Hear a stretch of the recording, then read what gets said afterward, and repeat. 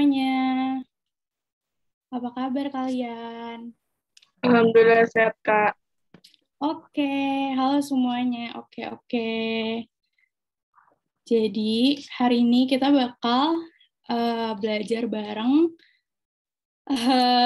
Litosfer ya, teman-teman. Jadi, sebelumnya aku kenalin diri dulu kali ya. Halo semuanya, kenalin.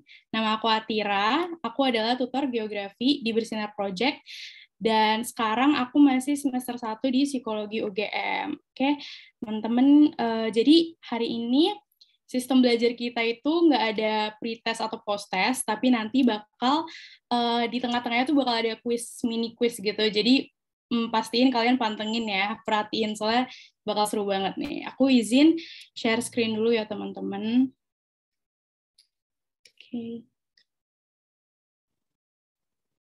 Oke.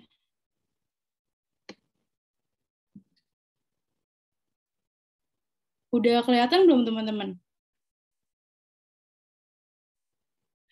Udah kok, Kak. Oke, makasih.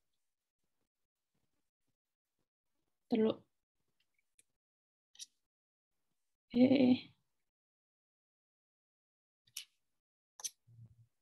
Sebentar, maaf.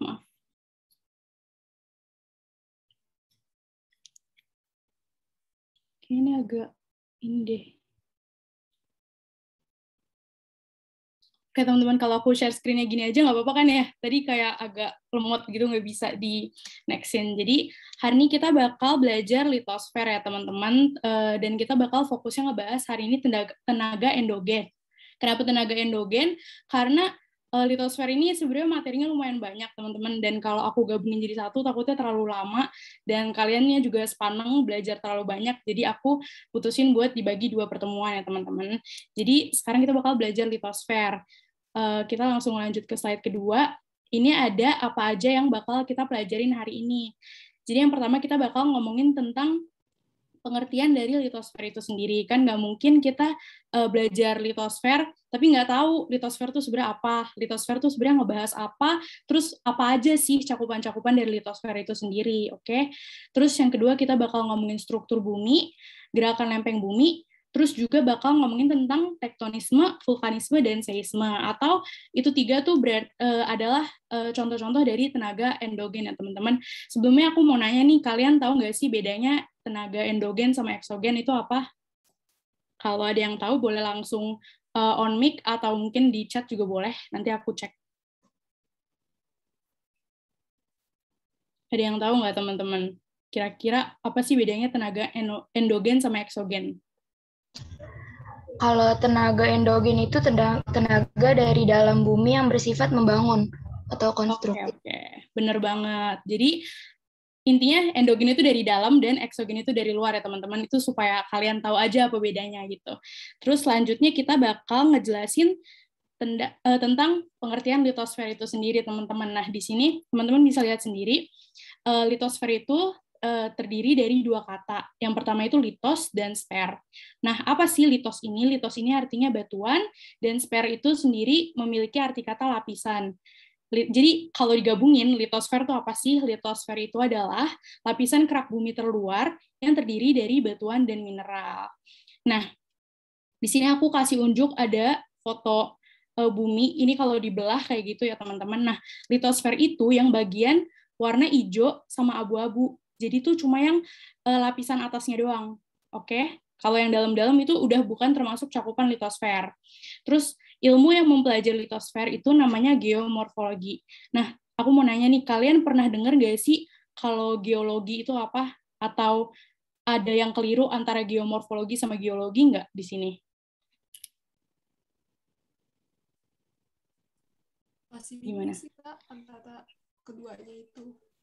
Oke, jadi emang ini sebenarnya harus dijadiin perhatian ya teman-teman, karena emang mengecoh dan soalnya tuh lumayan sering keluar karena emang mengecoh dan ya jebakan gitu loh teman-teman. Jadi sini aku jelasinnya bedanya antara geomorfologi sama geologi. Jadi kalau geomorfologi itu cuma litosfernya doang. Berarti cuma 2 lapisan teratasnya doang nih yang dibahas. Tapi kalau geologi itu berarti seluruh permukaan buminya. Jadi kayak yang dari dalam-dalam nih, lapisan inti, lapisan tengahnya, sama lapisan litosfernya itu semuanya dibahas. Jadi cara gampang ngingetinnya, kalau geomorfologi itu cuma ngebahas litosfer, terus kalau geologi itu nggak cuma litosfer. Jadi cakupannya lebih luas geologi dibanding geomorfologi. Kayak gitu ya teman-teman. Udah ngerti belum dari perbedaannya? Ngerti, Kak. Iya. Oke. Terus kita langsung next, ada struktur bumi. Nah, karena tadi yang aku bilang, kalau misalnya litosfer itu fokusnya di bagian atas, jadi emang kita yang bakal difokusin adalah ngebahas dari kerak buminya itu sendiri. Oke. Nah, di sini aku kasih gambar juga biar kalian ada gambaran. Yang pertama itu kerak bumi, yaitu bagian lapisan yang paling luar ya teman-teman. Nah, di kerak bumi ini ada dua lapisan. Ada dua, terbagi jadi dua gitu loh maksudnya. Yang pertama ada kerak benua, dan juga ada kerak samudra. Kalau misalnya kerak benua ini, itu terdiri dari sial. Sial itu silisium aluminium. Cara ngingetnya gitu aja teman-teman, kalau kerak benua tuh sial, kalau samudra tuh sima. Ingatnya samudra ada M-nya berarti sima, kayak gitu. Aku ngingetnya dulu kayak gitu. Terus kalau sima itu berarti silisium magnesium. Nah, terus ada bagian di dalamnya lagi, itu namanya mantel bumi.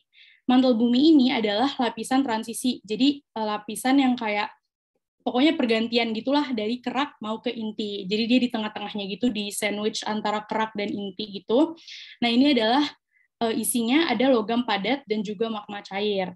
Kemudian di sini ada inti bumi. Nah, di sini emang ada dua ya, ada inti luar, ada inti dalam, tapi pada dasarnya sama aja, dan inti bumi itu merupakan pusat gravitasi. Jadi segala sesuatu yang berhubungan sama gravitasi itu diaturnya tuh di inti bumi, kayak gitu ya teman-teman. Terus sebenarnya itu aja kalau yang dari litosfer secara basicnya. Sejauh ini ada yang mau ditanyain nggak teman-teman? Atau ada yang kurang jelas? Atau ada yang mau dijelasin lagi?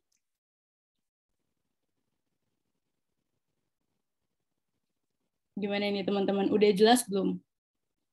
Jelas, Kak.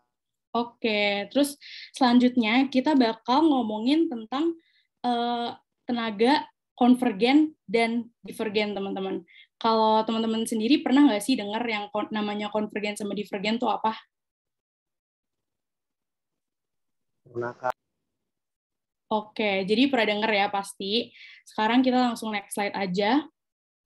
Di sini ada gerakan lempeng bumi, ada konvergen dan divergen. Aku jelasin dari konvergen dulu ya. Jadi kalau konvergen itu, dia itu berarti lempengannya itu saling mendekat dan bertuburukan. Oke, jadi ingat aja kalau konvergen tuh lawannya divergen. Jadi kalau konvergen tuh saling mendekat dan bertuburukan, kalau divergen itu saling menjauh. Nah, konvergen ini kebagi jadi 3. Yang pertama ada benua dengan benua. Nah, contohnya ini ada di pegunungan Himalaya antara India dan Eurasia. Kemudian yang kedua, ada benua dengan samudra. Contohnya itu ada Pacific Ring of Fire. Nah, ini antara Eurasia dan Pasifik. Kemudian ada samudra dan samudra yang contohnya itu Palung Mariana. Jadi itu pada intinya ya mereka saling bertuburukan gitu. Terus nanti antara mereka bakal malah ke bawah atau ke atas gitu. Jadi bisa ada 2 kemungkinan, teman-teman. Nah, kalau divergen, yang kayak tadi aku bilang, itu kembalikannya dari konvergen. Berarti saling menjauh. Nah, divergen ini contohnya ada mid ocean ridge atau lantai samudra. Kayak gitu. Nah, habis ini tuh ada lagi loh gerakan lempeng bumi. Kalian tahu nggak apa sih selain konvergen sama divergen? Ayo, ada yang tahu nggak? Sesar. Sesar itu contohnya, bener sih, sesar. Nanti proses itu bakal membentuk sesar. Tapi nama prosesnya ada yang tahu nggak? Transform, bener banget nih. Ada yang jawab transform ya. Kita langsung lanjut. Jadi ini adalah transform. Kalau bedanya, tadi kan saling mendekat sama menjauh. Kalau transform ini saling bersinggungan. Biar gampang ilustrasiinnya, di sini aku udah bikin contoh pakai tanda panah ya. Jadi kayak bergesekan gitu loh, satu ke arah yang atas, kayak nyerong ke atas, satu agak nyerong ke bawah. Nah, nanti hasilnya, bener yang kayak tadi ada yang bilang sesar, hasilnya nanti bakal kayak gini, teman-teman. Jadi kayak di tengahnya itu bakal ada masuk gitu. Ini contohnya, ini adalah sesar San Andreas. Oke, sejauh ini ada yang mau ditanyain nggak? Karena habis ini, kalau nggak ada, gantian aku yang nanya ke kalian nih. Udah jelas apa gimana teman-teman? Jelas, Kak. Bener gak nih? Soalnya gantian, abis ini beneran aku yang nanya nih. Kalau nggak ada, kita langsung lanjut. Di sini aku mau nanya ke kalian, tapi jawabnya jangan on mic, tapi langsung chat PC ke aku aja ya, biar nggak ada yang nyontek. Coba sekarang aku mau nanya, kalau nomor 1 ini, menurut kalian tuh gerakan apa? Konvergen, transform, atau divergen? Coba aku pengen tahu kalian paham apa enggak. Ayo, belum ada yang ngechat nih. Kalau nomor 1 apa? Waduh, jawabannya macam-macam nih. Oh, tapi rata-rata sama sih. Oke, bener.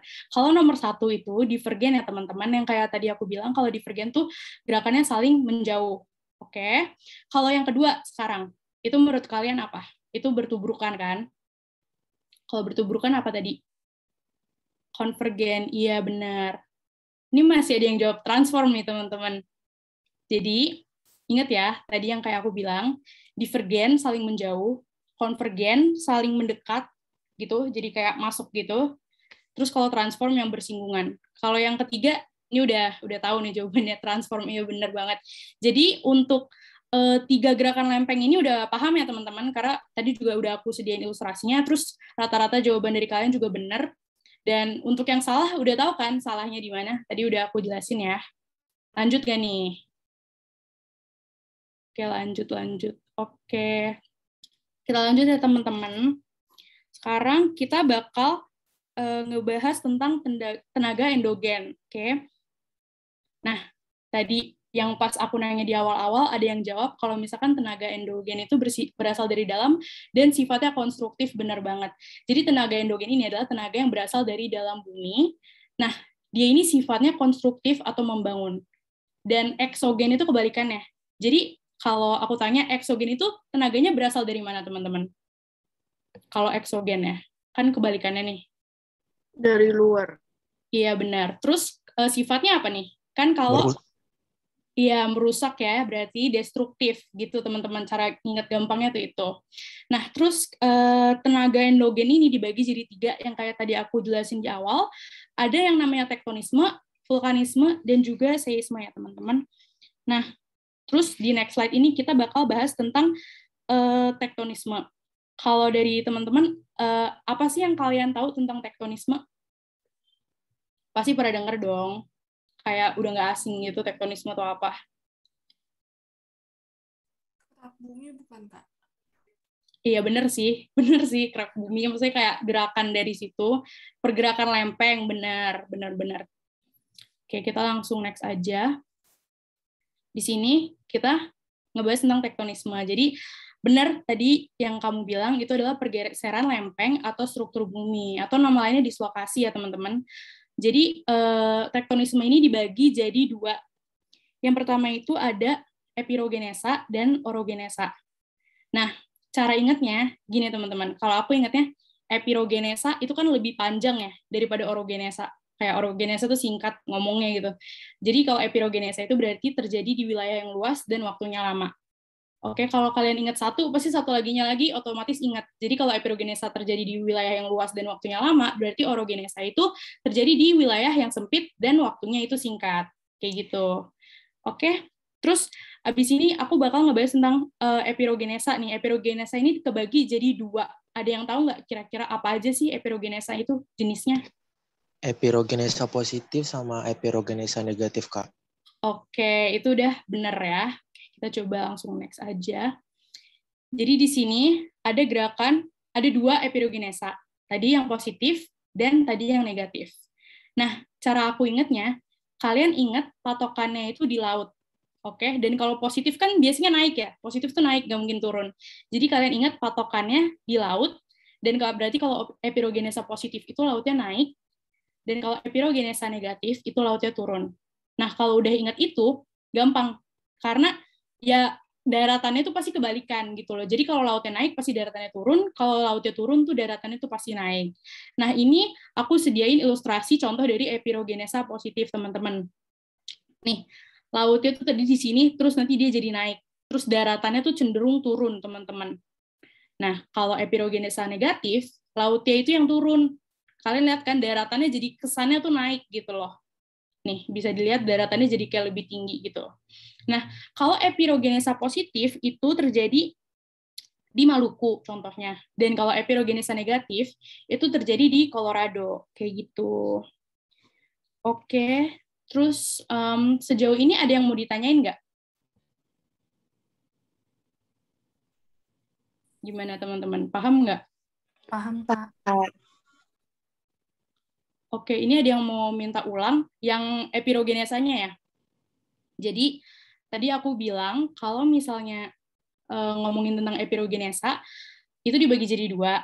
Yang pertama positif, dan yang satu lagi negatif. Terus, ingat aja patokannya tuh laut. Oke, kalian ingat lautnya dulu. Oke, jadi kalau misalkan positif, berarti lautnya ngapain? Naik.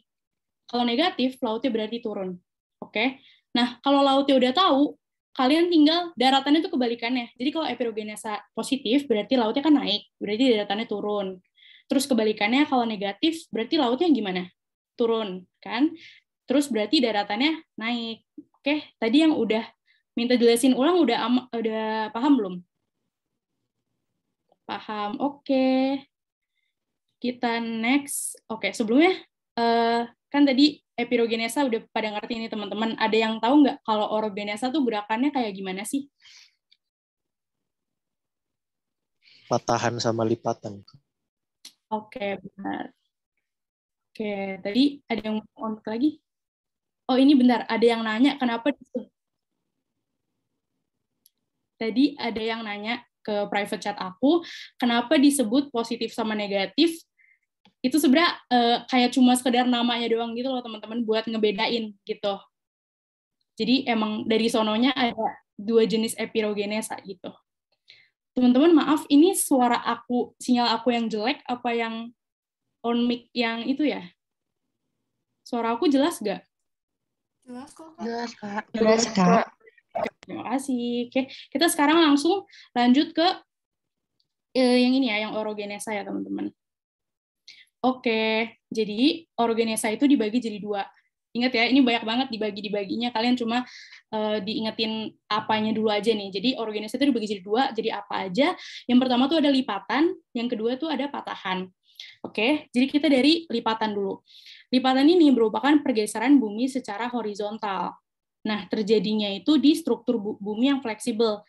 Sebenarnya kalau dilihat dari gambarnya udah ketahuan ya teman-teman maksudnya fleksibel gimana. Kayak ini tuh kan cuma sekedar lipat ya, nggak sampai patah gitu. Jadi emang fleksibel gitu. Nah, di sini tuh ada dua bagian. Kalau yang dia lipatannya ke atas, atau yang kayak punuknya gitu, itu namanya antiklinal. Nah, antiklinal ini punya nama-nama lain nih. Teman-teman harus ingat, karena biasanya yang disebut tuh nggak cuma antiklinal doang, atau nggak cuma nama lainnya doang. Pokoknya selalu disebut deh nih. Jadi nama lain antiklinal tuh ada bukit, ada dome, ada kubah. Oke, terus kalau sinklinal, itu yang ke bawah, yang kayak mangkok gitu. Nah, nama lain sinklinal, ini juga diingat ya teman-teman, ada basin, dan juga ada lubuk laut. Oke, jadi aku ulangin lagi, tadi lipatan itu yang secara horizontal dan fleksibel, ada antiklinal yang naik, dan ada sinklinal yang turun. Oke, terus sekarang kita lanjut ke patahan. Nah, patahan ini adalah pergeseran bumi secara vertikal, terjadinya di struktur bumi yang kaku. Nah, di sini juga ada, kalau di lipatan kan ada antiklinal, ada sinklinal ya. Nah, kalau patahan juga ada nih teman-teman. Kalau yang ke bawah, patahan yang ke bawah itu namanya graben. Kalau yang naik itu namanya horst. Oke, jadi terus normal fault ini sebenarnya nggak perlu dihafalin sih, maksudnya cuma kayak pergeserannya doang nih yang di sini, yang dia tekenin kalau normal fault tuh itu. Oke, untuk orogenesa ada yang mau nanya nggak nih? Enggak, Pak. Oke, ada yang perlu diulang nggak kira-kira dari bagian yang orogenesa ini? Gimana ini teman-teman? Udah jelas kan ya? Oke, kita next ya teman-teman. Di bagian selanjutnya kita bakal ngomongin tentang jenis-jenis dari lipatan. Nah, ini sebenarnya nggak ada pengertiannya gitu loh teman-teman. Jadi kayak misalkan lipatan tegak tuh naiknya berapa derajat atau naiknya seberapa tinggi, nggak ada. Jadi emang cara mempelajarinya tuh harus lihat gambarnya, terus kalian pahami sendiri gitu loh. Jadi kalau lipatan tegak tuh bentuknya kayak gini. Aku ingat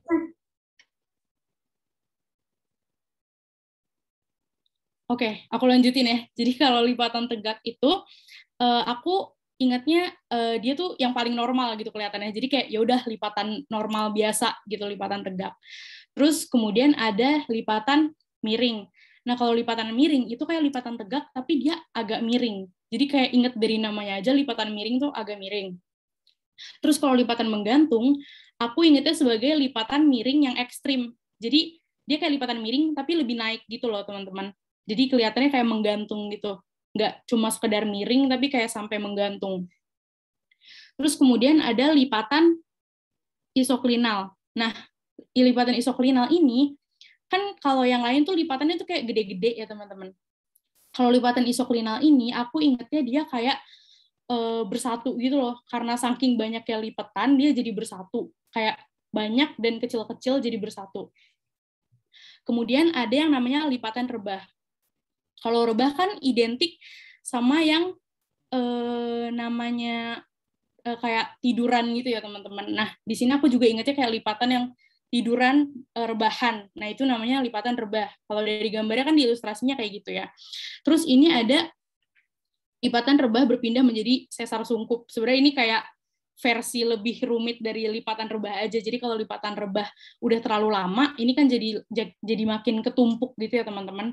Nah, karena ketumpuk, dia nanti bakal menjadi sesar sungkup. Cuma itu udah beda materi lagi, dan nggak pernah keluar juga tentang lipatan rebah menjadi sesar sungkup. Jadi sebenarnya teman-teman kalau ngomongin tentang lipatan, cukup pahamin yang 5 ini aja ya teman-teman. Dan emang harus dipahamin kayak dari gambarnya, harus sering lihat gambarnya, terus kalian pahamin sendiri, kalian maknai sendiri. Kayak gitu sih menurut aku cara udah yang paling gampang buat ngapalin jenis-jenis lipatan. Oke, sejauh ini teman-teman ada yang mau nanya nggak tentang tektonisme nih? Karena lagi-lagi habis ini bakal ada pertanyaan-pertanyaan. Gimana teman-teman? Jelas, Pak. Bener gak nih? Biasanya banyak yang nanya deh. Masa sih udah jelas? Kak, aku mau nanya. Iya, gimana? Kalau lipatan kelopak itu gimana ya, Kak? Karena aku pernah denger gitu. Oke, jadi kalau lipatan kelopak itu, sebenarnya kalau nama-nama lipatan yang dipakai itu nama-nama yang formal kayak gini ya. Tapi kayaknya kalau misalkan ngedenger dari katanya lipatan kelopak, tuh kayaknya antara yang E atau yang F. Tapi nanti aku mesti pastiin lagi, karena aku nggak mau ngasih info yang salah ya teman-teman. Jadi dari sepemahaman aku tuh kayak gitu. Nanti aku coba cari deh, terus nanti kita lihat sama-sama ya, lipatan kelopak tuh kayak gimana. Oke, selain itu ada yang mau nanya lagi nggak? Makasih. Ada yang mau nanya lagi nggak? Ini beneran ya, abis ini nanya. Dan by the way, spoiler, abis ini soalnya agak susah guys. Sekarang aku ngambil dari buku, ada deh buku buat soal-soal UTBK gitu. Beneran nih, nggak ada yang mau nanya? Oke, gantian ya aku yang nanya ya. Nih, coba kita dari nomor 1. Ingat, jawabnya di PCK aku ya, biar nggak ada yang nyontek. Coba kita satu-satu dulu nih, nomor 1. Coba, menurut kalian jawabannya apa? Jangan on mic ya, di chat ke aku aja.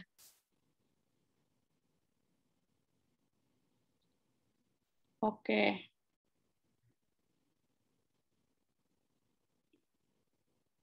Oke, D. Oke, semuanya pada jawab D, teman-teman, benar banget ya. Jadi, aku bacain lapisan dari struktur bumi yang merupakan pusat gravitasi adalah inti bumi. Tadi udah jelas banget, aku kasih tahu di depan ya, teman-teman. Dan ini keren banget, nggak ada yang salah. Oke, kita lanjut ke nomor 2. Bentukan litosfer yang mengalami penurunan akibat patahan disebut apa, teman-teman? Ayo.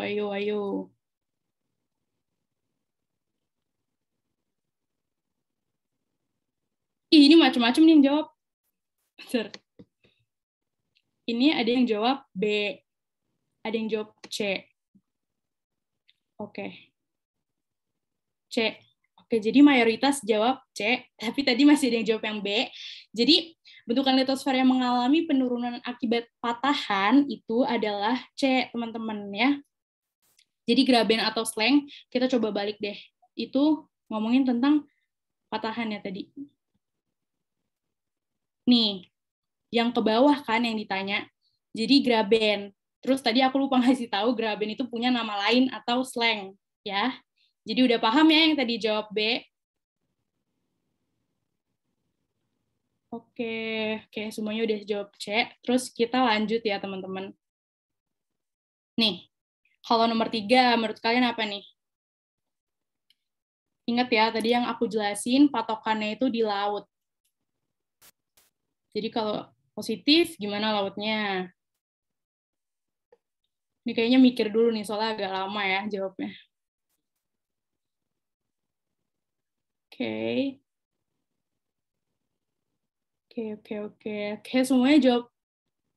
Iya, udah benar semua. Jadi jawabannya adalah C. Ya, jadi pernyataan berikut ini yang benar, yaitu epirogenesa negatif adalah ketika laut turun dan daratan naik. Berarti kalian merhatiin tadi yang aku bilang, ingat aja patokannya itu dari laut. Jadi kalau misalkan epirogenesa negatif, yang turun adalah lautnya. Oke, sekarang yang nomor 4, teman-teman. Menurut kalian jawabannya apa nih? Ciri-ciri dari tenaga endogen kecuali. Tadi kan udah aku tekanin ya, bedanya endogen sama eksogen. Oke. Ini ada yang jawab beda nih. Jadi, ada yang jawab B dan ada yang jawab D. Oke. Jadi yang kayak tadi aku jelasin, kalau tenaga endogen itu dari dalam. Dan sifatnya itu membangun, teman-teman. Jadi konstruktif, bukan destruktif. Kalau misalkan yang B ini itu namanya tenaga eksogen, karena yang merusak itu tenaga eksogen. Oke?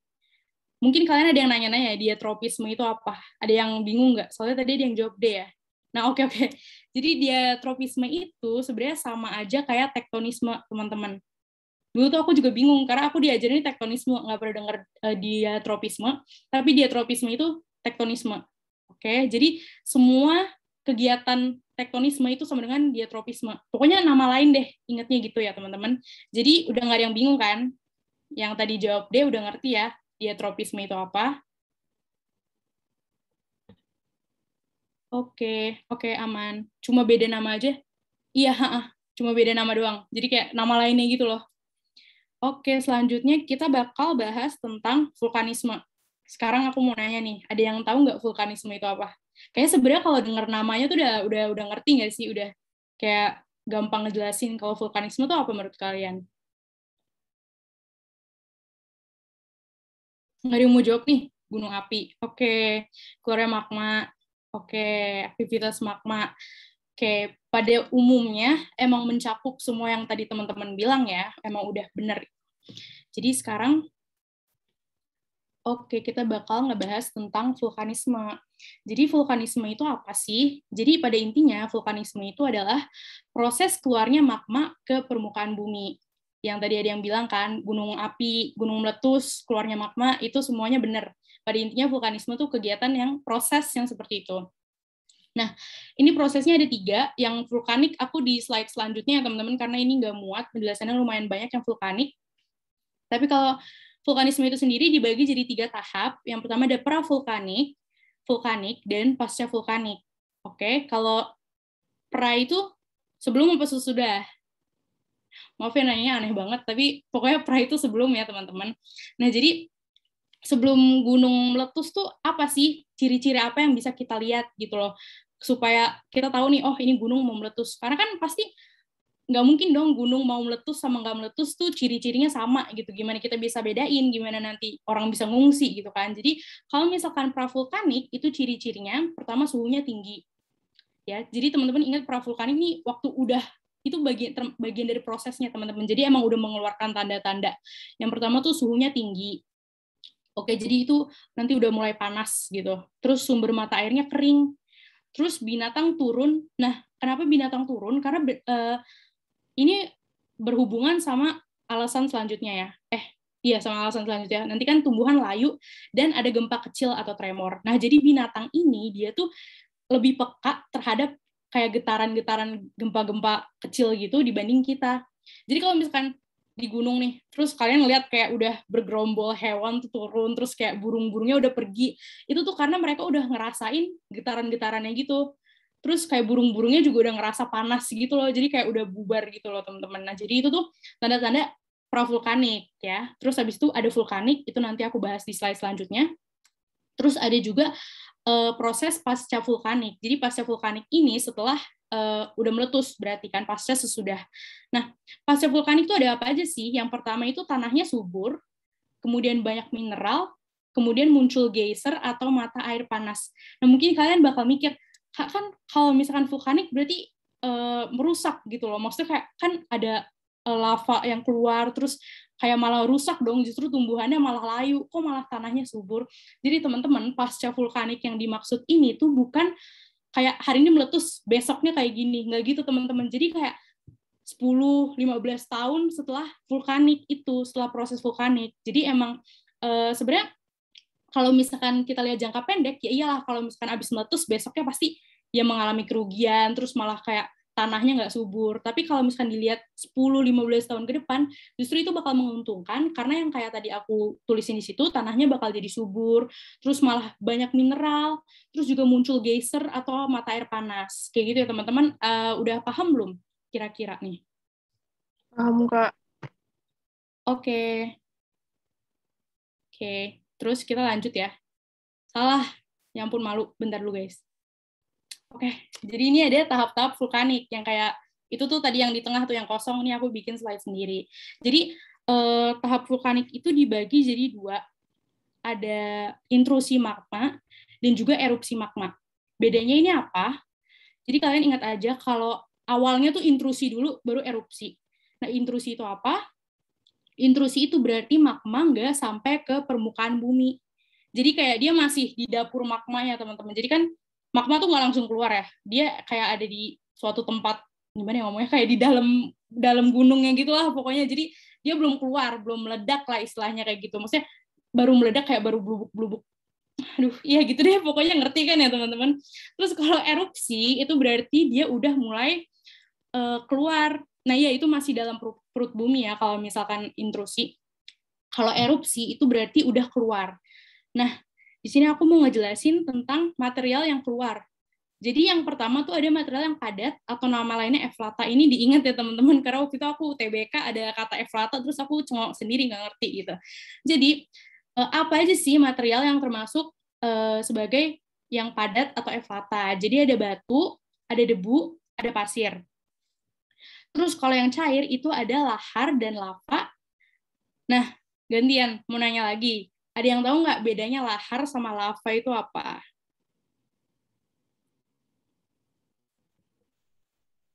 Ada yang tahu nggak nih? Kalau Kalau lava itu magma yang di luar, kalau lahar itu yang lava udah bercampur air dan pasir. Oke.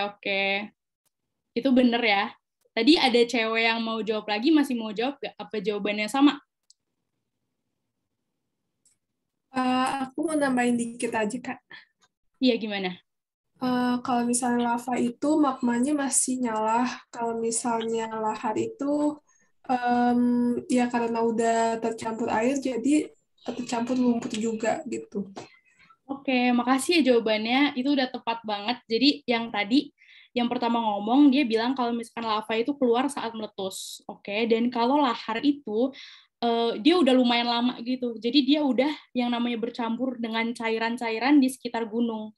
Oke, jadi kalau misalkan, kalau ditanya tahapannya, tuh berarti lava dulu, baru lahar. Lahar tuh yang udah bleber-bleber kemana-mana, itu lahar. Oke, terus sekarang ada juga yang namanya gas, material gas. Ini contohnya ada fumarol atau uap air, terus juga ada sulfur. Oke, untuk tahap vulkanik ada yang mau ditanyain nggak nih? Udah oke? Kalau gitu kita lanjut. Oke, selanjutnya kita bakal bahas tentang bentuk gunung api. Nah, kalian ada yang tahu nggak bentuk gunung api itu apa aja? Perisai. Oke, bentar. Tadi ada yang nanya, sulfur itu belerang atau bukan? Iya, benar, sulfur itu belerang ya. Oke, strato. Terus tadi ada yang on mic, apa? Maaf, tadi aku nggak fokus. Perisai bukan, Kak? Oke, perisai juga ada. Oke. Kita langsung next aja. Jadi di sini aku bakal ngejelasin tentang 3 bentuk gunung api ya, teman-teman. Ini yang paling sering banget keluar, jadi kalian harus pahamin betul-betul.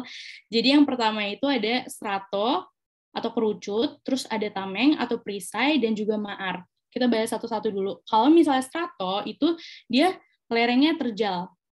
Oke, jadi kalau terjal tuh apa sih? Kayak curam ya. Jadi kalau kalian lihat nih strato sama yang perisai, kalian lihat kalau yang ini tuh kayak lebih tinggi, kalau yang ini tuh lebih kayak flat gitu kan jatuhnya.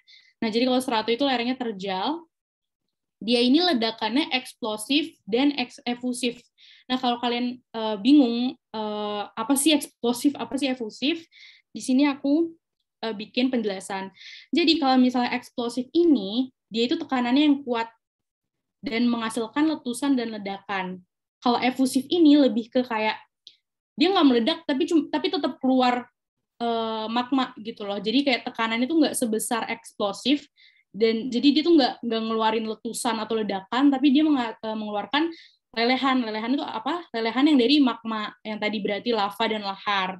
Oke, jadi cara taunya gitu. Jadi kalau strato dia lerengnya terjal, terus ledakannya itu eksplosif dan efusif, terus contohnya itu ada Gunung Krakatau. Kalau misalnya tameng atau perisai, ini dia itu lerengnya landai.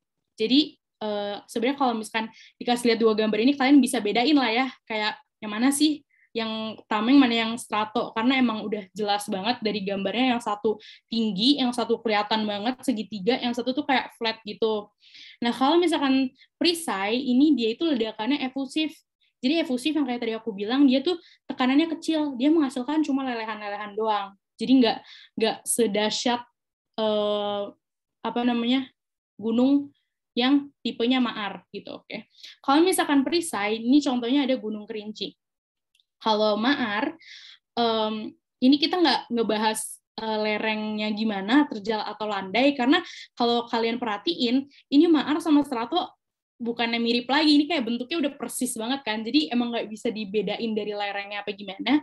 Tapi kalian mesti tahu kalau misalnya maar itu nanti bakal membentuk danau pada akhirnya. Terus kalau misalkan maar ini ledakannya itu eksplosif ya teman-teman, jadi tekanannya kuat, terus menghasilkan letusan dan ledakan. Nah, contohnya ini ada Gunung Tambora gitu teman-teman.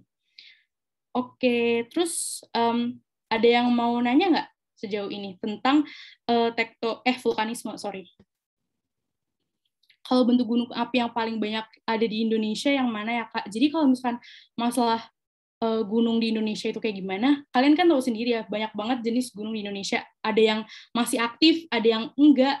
Dan kalau sepemahaman aku ya, yang lebih banyak yang mana tuh nggak ada gitu loh. Jadi kayak strato ada, tameng ada, maar ada gitu loh. Jadi kayak kalau masalah jumlah aku kurang tahu, tapi seharusnya ya karena tersebar di mana-mana dan kayak tanah Indonesia tuh mendukung untuk banyak jenis gunung api.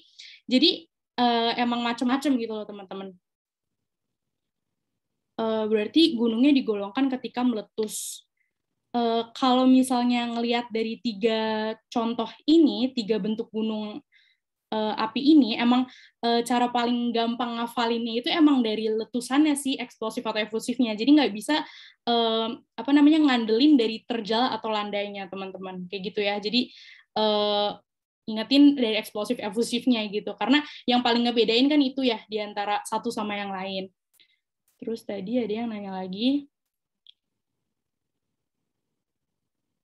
boleh jelasin ulang yang strato. Oke, jadi kalau strato ini nama lainnya itu kerucut. Nah, dia ini lerengnya terjal, terus tapi kayak tadi aku bilang, jangan berpatokan sama terjal atau enggaknya, tapi berpatokan sama letusan gunungnya itu sendiri. Nah, kalau strato ini apa sih? Letusannya kayak gimana? Strato ini letusannya eksplosif dan efusif. Jadi kombinasi keduanya, teman-teman. Jadi ada yang dia meledak dulu nih, Tapi nanti abis meledak tuh udah nggak selesai gitu aja, tapi bakal ada ledakan kecil lagi yang menghasilkan lelehan gitu loh. Jadi ledakan ini bisa kebalik-balik ya, bisa eksplosif dulu atau efusif dulu, tapi pada intinya abis dia meledak tuh bakal ada ledakan lagi yang lebih kecil, atau malah bisa dari yang ledakan kecil dulu terus baru ledakan yang besar gitu. Jadi kombinasi dari yang namanya eksplosif sama efusif. Oke. Kak, berarti yang maar itu nggak terjal dan nggak landai. Iya bener, karena pas aku lihat fotonya juga, pas aku googling tuh kayak ya maar tuh nggak bisa dibedain dari bentuknya loh teman-teman. Jadi kayak emang paling bener dibedainnya berdasarkan letusannya gitu. Mau nanya kalau letusan efusif itu masih ngeluarin material gas atau hanya material cair aja? Oke, makasih pertanyaannya. Jadi kalau untuk efusif, mau efusif atau eksplosif ya teman-teman, itu sama-sama materialnya tiga-tiganya, ada padat, cair, dan gas.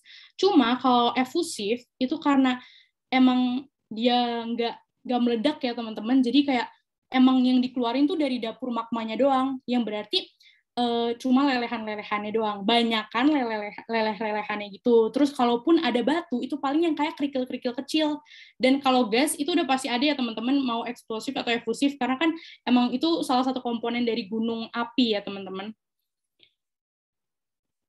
Gimana cara Gunung Maar bisa membentuk danau? Kalau caranya Gunung Maar membentuk danau tuh emang karena ledakannya itu sendiri, teman-teman. Jadi nanti setelah meledak, itu karena proses alamnya, itu nanti lama-kelamaan bakal terbentuk danau. Gitu, teman-teman. Oke. Kalau gunungnya nggak aktif, berarti nggak bisa digolongkan. Kalau misalkan aktif atau enggaknya itu, berarti iya benar nggak bisa digolongin, karena kan kalaupun bisa, gini, kan kalau gunung nggak aktif tuh ada yang dari awal nggak aktif atau yang emang awalnya aktif jadi nggak aktif ya teman-teman. Kalau yang awalnya dari awal nggak aktif emang ya udah, berarti kalau itu termasuk gunung apa ya, berarti gunung mati, gunung yang emang nggak bisa ngeluarin apa-apa gitu kan teman-teman. Nah kan kita di sini bahasnya vulkanisme teman-teman, berarti kita emang ngebahas apa yang meledaknya gitu loh teman-teman, nggak bahas gunung api. Kalau gunung api itu emang nggak bisa digolongin sebagai gunung-gunung api ini. Oke ya teman-teman. Kalau ada pertanyaan ditampung dulu, kita lanjut dulu. Di sini aku ada pertanyaan lagi nih buat kalian. Nih, oke. Coba boleh dibantu jawab, teman-teman. Ingat ya, jawabnya di PC aja, biar nggak ada yang nyontek. Ayo, nomor 1 apa nih?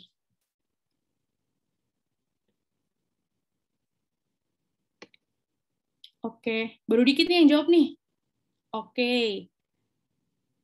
Ih, bener semua, gimana dong nih? Pengennya ada yang itu. Oke, nih. Oke. Ada yang jawab A, ada yang jawab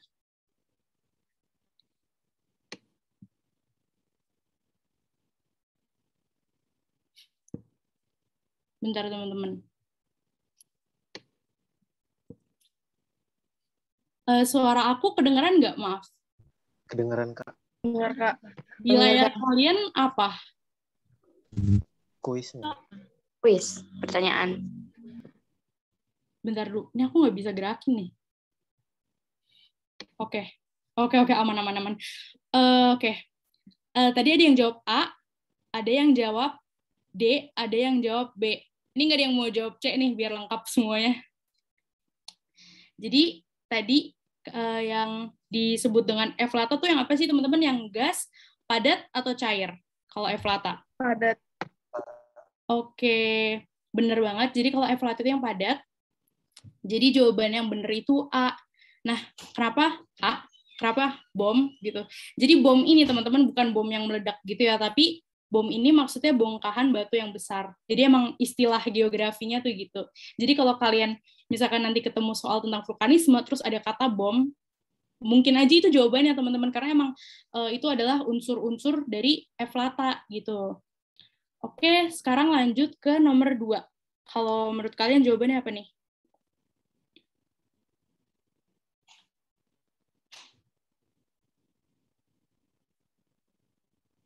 Oke, ada yang jawab A, ada yang jawab B. Oke, jadi jawabannya itu A ya teman-teman, karena kan kita ngomongin yang di permukaan bumi. Coba kita balik deh, tadi mana sih?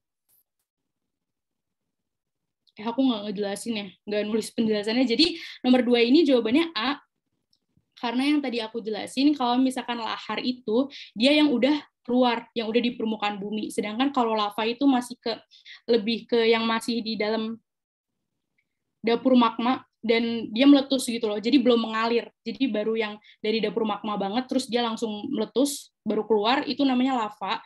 Nah, tapi kalau yang dia udah ngalir-ngalir, itu namanya lahar. Nah, kalau lapili, kalau awan panas kan kalian ngerti lah ya, awan panas itu gimana. Berarti itu jatuhnya kayak ke material yang gas ya, teman-teman. Kalau lapili, ada yang tahu nggak lapili itu apa sih? Kerikil. Oke, ada jawaban lain nggak, teman-teman? Apa setuju semua nih kerikil? Ayo gimana? Jadi benar tadi yang bilang, jadi lapili ini adalah batuan-batuan kecil yang ikut tersembur dari dapur magma. Jadi dia keluarnya bareng lava itu tadi. Oke? Nah, ini tadi ada yang minta dijelasin bedanya lahar sama lava, teman-teman. Jadi biar gampang kalian ingat timeline-nya. Jadi yang pertama itu lava dulu, baru lahar. Oke, jadi kalau lava ini dia masih fresh banget dari dalam dapur magma dan dia baru meletus. Tapi kalau lahar, jadi habis lava keluar, tuh nanti dia jadi lahar. Karena dia nanti kan gunung tuh kayak miring gitu ya. Kan dia otomatis bakal turun. Nah, pas turun ini dia tuh mulai kecampur sama yang cairan-cairan sekitar gunung. Pokoknya udah itu kayak jatuhnya kayak lava yang udah bercampur deh gitu, teman-teman. Nah, iya lava dulu baru lahar. Tadi aku salah ngomong ya. Pokoknya iya, lava dulu baru lahar. Maaf kalau tadi salah ngomong. Buat yang tadi minta dijelasin bedanya lava sama lahar, udah jelas belum? Jadi lava dulu baru lahar, oke? Ini yang tadi DM aku udah jelas belum? Jelas, Kak, makasih. Oke. Jadi kita bakal next. Terus sekarang nih kita bakal ngomongin tentang seisme nih. Ini terakhir. Kalian tahu nggak seisme itu apa? Kan tadi kita udah belajar tektonik, vulkanik, sekarang seisme. Seisme ini yang terakhir banget. Kalian tahu nggak seisme itu apa? Gimana, guys? Gempa bumi. Nah, gempa bumi. Jadi sebenarnya ya, kalau ini aku ngomong jujur aja, kalau materi ini tuh emang lebih banyak ditekenin di tektonis sama vulkanis. Tapi emang seisme tuh kadang suka keluar. Bisa kalau soal-soal mandiri tuh banyak keluarnya seisme. Jadi kalian tetap harus pelajarin karena ini semuanya penting nih. Ini yang aku jelasin nih poin-poinnya aja nih. Soalnya yang paling sering keluar tuh ini nih. Oke, jadi ini dia seisme. Bener, jadi istilahnya seisme itu kayak ya gempa bumi lah, getaran atau gempa bumi. Nah, berdasarkan penyebabnya, seisme ini dibagi jadi 3. Seisme atau gempa bumi ini bisa dibagi jadi 3. Yang pertama itu ada tektonik, yang kedua ada vulkanik, yang ketiga itu ada terban. Jadi apa sih bedanya ini 3, di antara ini 3? Kalau misalkan tektonik, ini adalah pergeseran lempeng litosfer. Oke, jadi lempengnya yang bergetar. Oke, kalau misalkan vulkanik, itu karena aktivitas gunung api. Kayak yang tadi aku bilang kan ada tremor ya, atau yang pravulkanik, kayak getaran gempa mini sebelum gunung meletus. Nah, itu termasuk ke dalam seisme yang berdasarkan vulkanik gitu. Jadi sebelum gunung meletus tuh nanti bakal ada gempa kecil-kecilan dulu. Oke. Terus kalau ada juga yang namanya terban. Terban ini berarti gempa yang disebabkan oleh runtuhan. Nah, ini tuh biasanya terjadi di goa atau daerah kapur, teman-teman. Jadi kalian tahu kan daerah goa tuh yang tertutup gitu, kapur. Nah, itu mereka nggak cuma mengalami. Nanti tuh ada juga di eksogen, kita bakal belajar tentang kayak pelapukan gitu-gitu. Nah, jadi di goa atau di daerah kapur nih nggak cuma mengalami pelapukan, tapi dia juga bisa mengalami gempa terban, atau yang berarti karena runtuhan. Nah, itu berkaitan, teman-teman. Jadi karena pelapukan, karena dia lembab gitu kan, mengalami pelapukan, nanti lama-lama bisa runtuh. Kayak gitu. Oke. Terus sekarang kita bakal bahas gempa berdasarkan kedalamannya. Ini sebenarnya gampang sih, tinggal ingetin angka-angkanya doang. Ini ada yang nanya, berarti seisme itu kayak pravulkanik. Seisme itu kan gempa ya artinya. Kalau sama kayak pravulkanik, kalau misalkan kalian bilang seisme sama dengan pravulkanik itu kurang tepat. Tapi kalau misalkan kalian bilang seisme berdasarkan vulkanik, itu pravulkanik, itu baru benar ya teman-teman.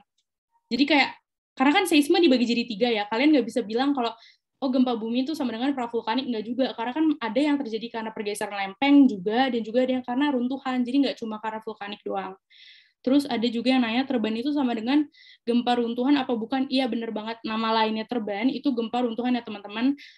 Pokoknya kalian ingat aja karena runtuhan, jadi kayak ya nama lainnya gempa runtuhan kayak gitu. Terus kita lanjut, ini ada berdasarkan kedalamannya. Yang pertama ada gempa dangkal, ada gempa sedang, dan ada gempa dalam. Kalau gempa dangkal ini kedalamannya kurang dari 100 km. Maksudnya kedalaman tuh kayak pusat gempanya ya teman-teman, jadi kayak dari sedalam mana sih itu gempanya muncul, titik gempanya itu dari sedalam mana. Kalau yang dangkal itu berarti kurang dari 100 km. Kalau sedang itu di antara dangkal dan dalam ya teman-teman, dia tuh dari 100 sampai 300 km. Kalau misalnya dalam, ini dalam banget nih, lebih dari 300 km. Oke, sejauh ini ada yang mau ditanyain nggak nih? Untuk jenis-jenis seisme. Aman. Oke, kita lanjut ya teman-teman. Nah, ini nih kalian harus hafalin banget. Jadi, di sini sekarang aku bakal bahas tentang istilah-istilah penting dari seisme. Oke. Pertama, ada yang namanya seismograf. Jadi, di sini aku udah bold ya teman-teman kata-kata penting. Jadi kalian hafalin itunya aja, insya Allah bakal hafal semuanya gitu. Jadi kalau seismograf, ingat aja kata kuncinya alat. Alat apa? Ya alat pengukur gempa, karena kan kita bahasnya tentang gempa. Oke, gampangnya gitu. Terus ada magnitudo, itu kita ngomongin tentang kekuatan gempa. Kayak di sini, ini mungkin kekecilan ya, tapi ini ada mikro, ada makro yang kayak gitu teman-teman. Jadi magnitudo ini kekuatan gempa. Oke, kalau skala Richter, Omori atau Mercalli, kalian kan pasti sering dengar ya kalau skala Richter. Kalau skala Richter itu dipakai di Indonesia, tapi di beberapa negara, kayak setahu aku Jepang, aku lupa dia pakai apa, yang pasti dia tuh nggak pakai Richter, hitungannya nggak pakai Richter. Nah, jadi mereka itu sama aja, mereka itu mengukur kerusakan akibat gempa, teman-teman. Jadi kalau orang bilang kayak skala Richter tuh mengukur tentang kekuatan, enggak teman-teman, sebenarnya yang diukur dari skala Richter tuh kerusakannya. Jadi seberapa kerusakan sih yang dihasilkan oleh gempa tersebut. Oke, itu namanya skala Richter, Omori atau Mercalli. Terus ada juga yang namanya hipocentrum, pusat gempa dari dalam bumi. Kalian ingat aja sentrum, sentral, tengah kan? Sentral itu tengah artinya. Jadi ingat aja pusat gempa dari dalam bumi. Oke. Terus, oh ya, ini di gambar ini ada skala Mercalli nih teman-teman. Jadi ini juga kalau skala Mercalli itu yang ini, kalau skala Richter tuh yang ini. Oke, jadi pada intinya pengukurannya sama sih teman-teman, maksudnya sama-sama untuk mengukur kerusakan akibat gempa, cuma emang di setiap tempat tuh beda-beda ngukurnya gitu, nggak semua dunia tuh pakai yang Richter kayak gitu. Terus ada juga di sini yang namanya epicentrum. Nah, epicentrum ini apa sih? Epicentrum ini adalah pusat gempa dari permukaan bumi. Lagi-lagi kalau yang ada sentrum-sentrumnya, ingat aja tuh pasti ngomongin tentang pusat gempa ya. Nah, kalau epicentrum tuh dari permukaan bumi. Nah, terus nih, seista nih, ini emang agak susah dan aku juga sering kekecoh. Jadi kalian ingat aja kalau udah dengar ada seista, itu dia udah pasti ngomongin tentang garis penanda. Oke, garis penanda itu maksudnya apa? Misalkan nih, di Indonesia kan gede ya, kita ngomongin Pulau Jawa deh nih. Nanti bakal ada, misalkan kita ngomongin isoseista ya, penanda kekuatan yang sama. Nah, nanti tuh ditanda ini di Jawa mana aja sih yang kekuatannya sama gitu loh. Misalkan kekuatannya, misalkan kita ngomongin kecil, sedang, besar ya. Yang besar tuh di titik-titik mana aja gitu. Kan nanti tuh ada tuh tersebar di titiknya mana aja. Nah, nanti garis itu dihubungkan. Nah, kalau garis itu dihubungkan, itu namanya isoseista teman-teman. Jadi dia menghubungkan garis yang memiliki menghubungkan titik-titik daerah yang memiliki kekuatan gempa yang sama. Itu isoseista. Kalau pleistoseista, bedanya sama isoseista itu apa? Kalau isoseista kan ngomongin kekuatan, kalau pleistoseista itu ngomongin tentang kerusakan yang sama, teman-teman. Jadi, nih di titik mana aja sih yang mengalami kerusakan yang sama? Misalkan di sini kerusakannya nggak parah banget, di sono parah. Berarti itu nggak bisa dipakein garis penanda ya teman-teman, karena beda. Jadi misalkan di daerah A, B, C itu kekuatannya sama-sama besar. Nah, itu nanti bakal ada garis penanda yang menghubungkan, itu namanya pleistocesta gitu. Terus kemudian ada juga yang namanya homocesta. Kalau homocesta ini dia menandakan waktu yang sama. Jadi misalkan dalam satu pulau nih ada titik A, B, C, jadi misalkan waktunya tuh sama gitu loh, kayak waktu mulainya dan waktu selesainya gitu. Kayak misalkan mulainya jam 10 malam, durasinya 15 menit. Nah, semua wilayah yang punya durasi sama, durasi 15 menit dari jam 10, itu bakal dihubungkan oleh suatu garis penanda namanya homocesta, teman-teman. Oke, jadi kalau ingat aja kalau sesta tuh dicari titik-titik ya, terus nanti dihubungkan. Oke, nanti kayak apa yang dihubungkan tuh tergantung depannya, itu iso, plesto, atau homo. Oke, teman-teman? Ada yang mau ditanyain nggak nih? Karena ini agak bingung. Perbedaan spesifik hiposentrum sama isosesta. Oke. Jadi kalau hiposentrum itu oke. Jadi kalau hiposentrum itu kan pusat gempa dari dalam bumi. Pusat gempa itu cuma satu ya teman-teman.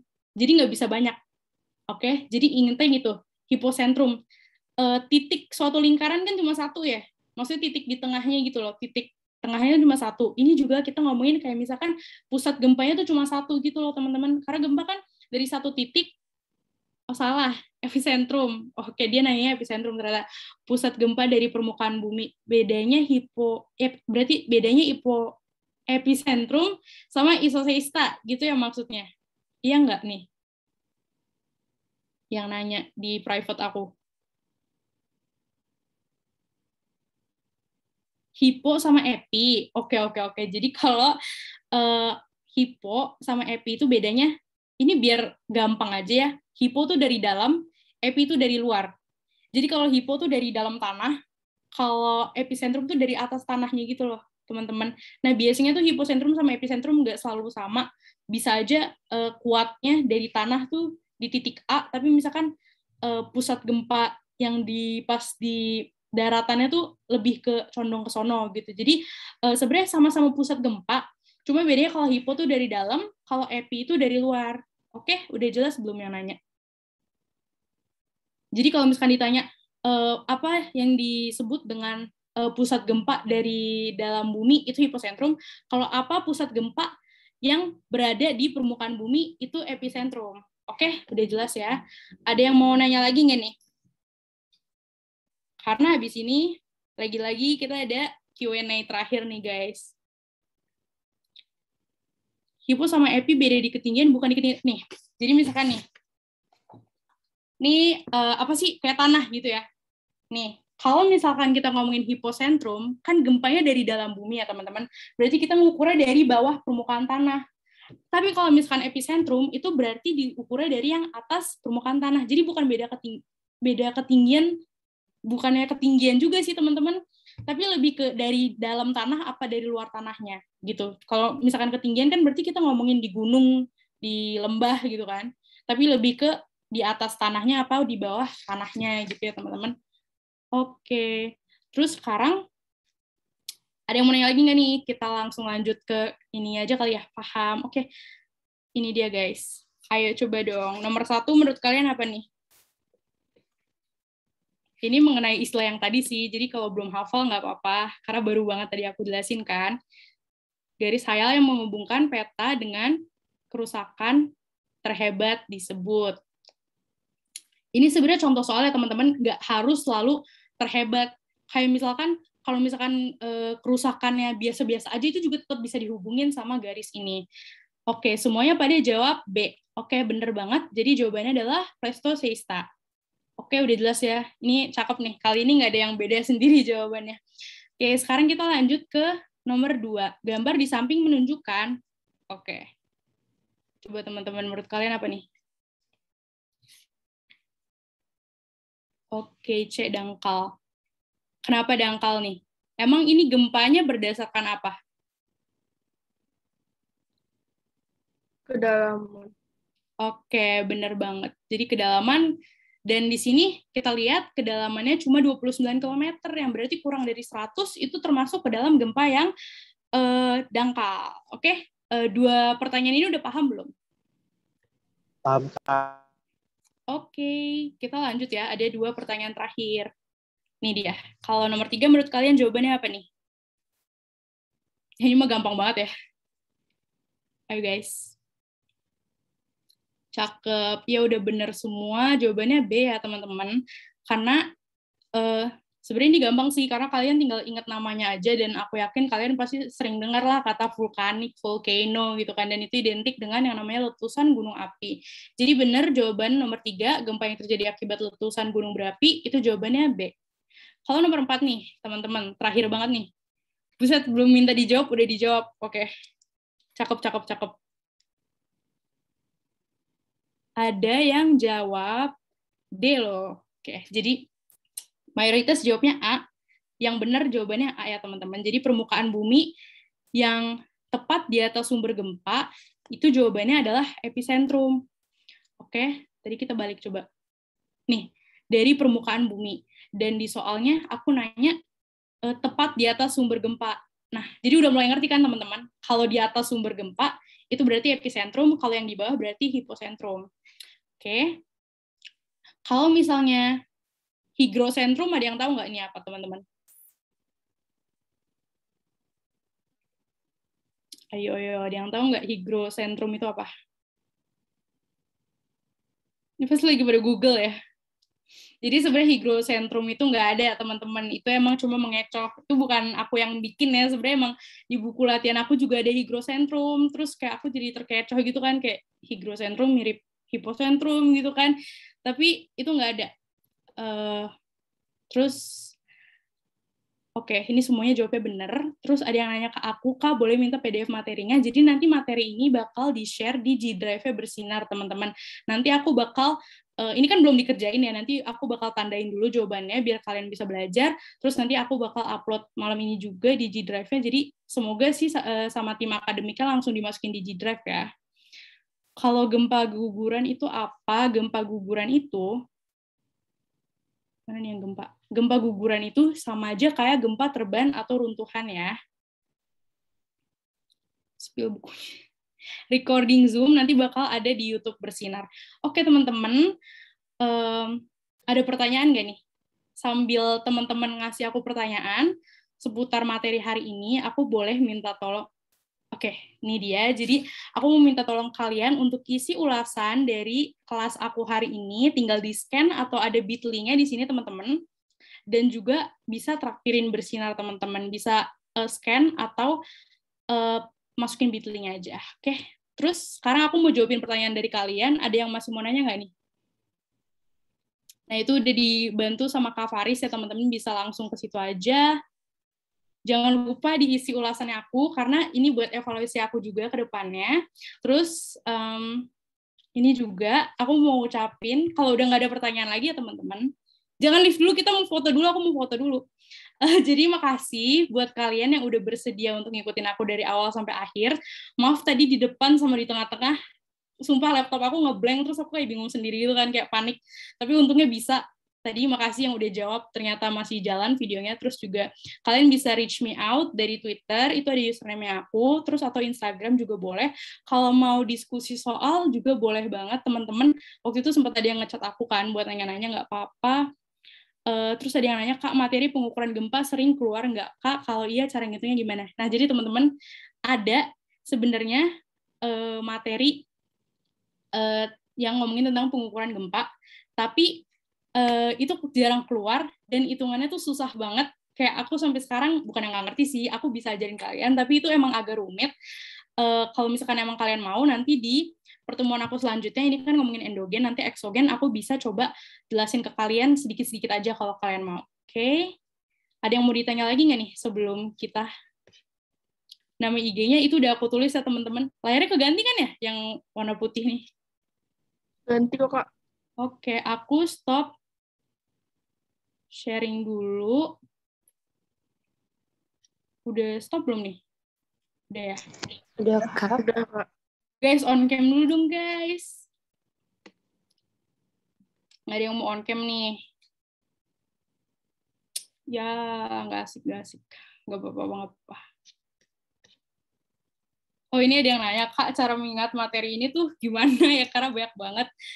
Sebenarnya kalau tips aku belajar geografi, kalian tuh sering-sering latihan soal aja, karena emang banyak banget yang kayak, jenis soalnya itu banyak banget, dan yang kayak tadi aku bilang, kayak istilahnya tuh macem-macem gitu loh. Kalau di geografi, kayak tadi kan ada yang bom, kayak waktu awal-awal aku ngeliat bom juga aku bingung, kayak ini maksudnya apa gitu loh. Jadi kayak banyakin kosakata geografi kalian lah, karena yang kayak gitu-gitu tuh malah sering keluar gitu teman-teman. Ini nggak ada yang mau on cam nih. Masa aku senyum sendiri sih, malu banget. Ya ampun. Oke deh, kalau gitu aku cukupin aja kali ya teman-teman. Ada yang mau nanya lagi nggak nih kira-kira? Udah jelas ya teman-teman?